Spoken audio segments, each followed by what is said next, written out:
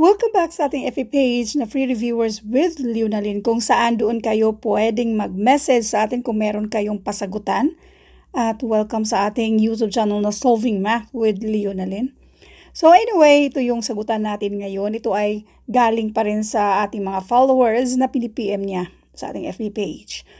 A pie chart has 360 degrees. At ito ay lagi ko na mention sa ating final coaching. Yung mga degrees ba? Yung total degrees, kung naalala niyo, kapag triangle, ang total dyan ay 180 degrees. Kapag mga four-sided naman ay 360 degrees. At ganun din kapag circle. Yan ay constant na yan siya.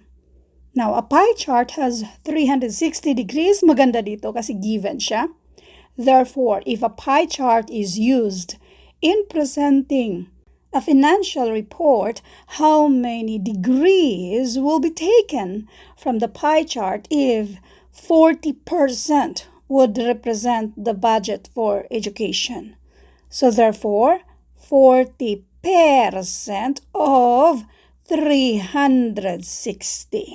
Direkta na tayo sa shortcut. Ang of multiplication yan siya.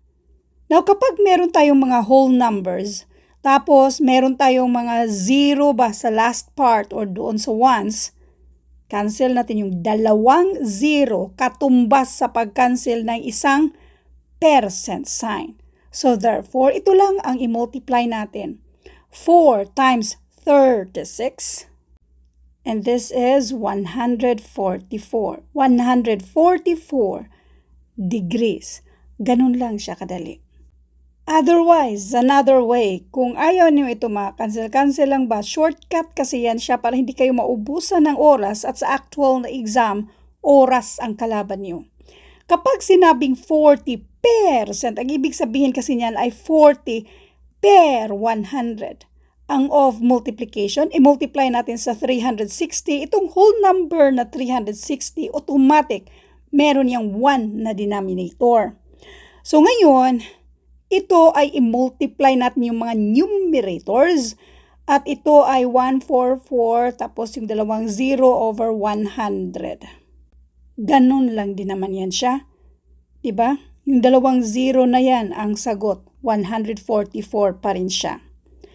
So, isa pa, 40% of 270, doon na tayo sa shortcut.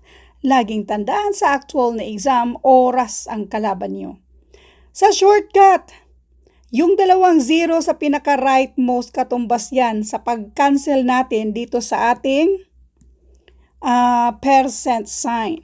So therefore, ang i-multiply lang talaga natin ay itong si 4 at saka si 27, which is equal to 108.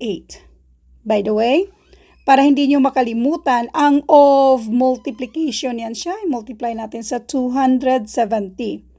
Again, ito lang ang i-multiply natin. Kaya ang sagot, 108. Thank you for watching and all. I hope na meron kayong natutunan sa videong ito. Thank you and God bless.